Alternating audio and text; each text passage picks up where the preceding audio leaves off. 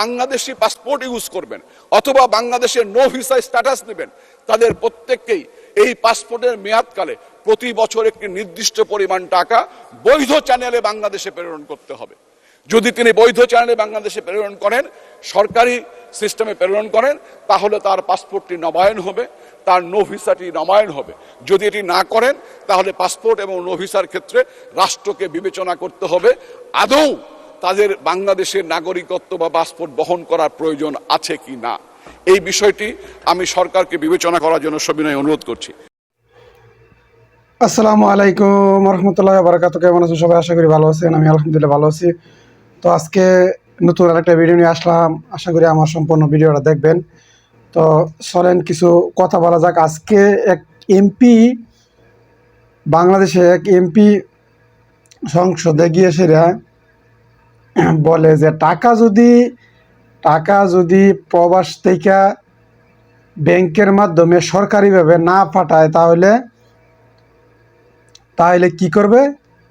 তাহলে পাসপোর্ট নবায়ন হবে না, পাসপোর্ট নবায়ন করবে না, এটা বিবেচনার মাধ্যমে রাখা হবে। তো আসলে আদৌ কি এটা সম্ভব? আপনারাই বলেন।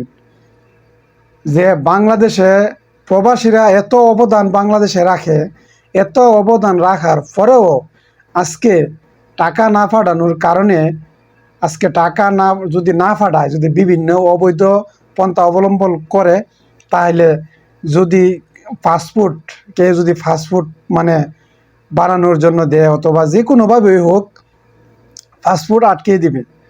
আসলে এটা আমি জানি না এটা কি কারণে আমাদের প্রবাসীদের জন্য, কি কারণে প্রবাসীদের সাথে এরকম করে। এয়ারপোর্টে তো করেই এখন পার্লামেন্টও শুরু হয়েছে আপনার প্রবাসীদেরকে নিয়ে মানে ষড়যন্ত্র করা।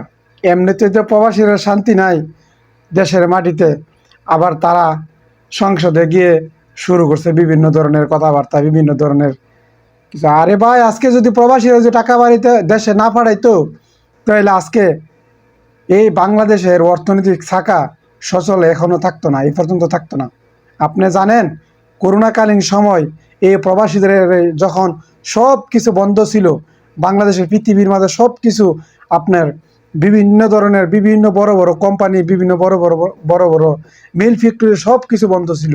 ওই প্রবাসীরাই প্রবাসী থেকে টাকা দিয়ে দেশের মান সম্মান বাঁচিয়ে রাখছে, দেশকে সুন্দরভাবে চলার একটা ব্যবস্থা করে দিয়েছে ওই প্রবাসীরাই। আজকে প্রবাসীদেরকে নিয়ে আপনি সংসদে গিয়ে বলেন এই সমস্ত কথাবার্তা,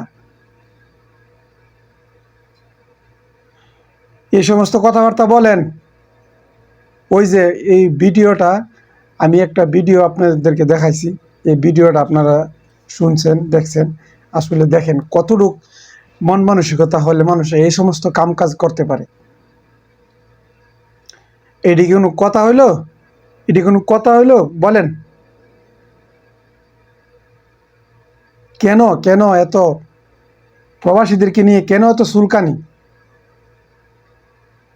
এত ধরনের কথাবার্তা কেন বলা হয়?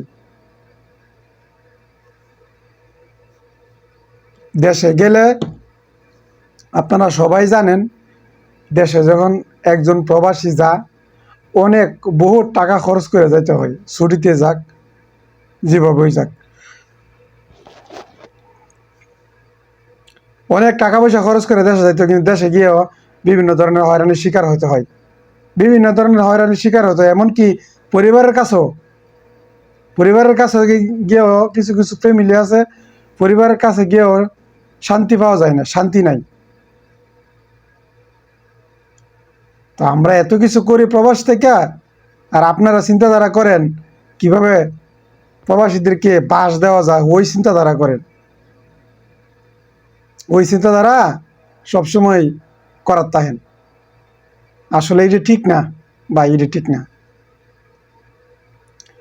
তো যাই হোক, প্রিয় দর্শক শ্রোতা ভাই বোন বন্ধুরা, যা যেখানে আছেন সবাই ভালো থাকবেন, সুস্থ থাকবেন।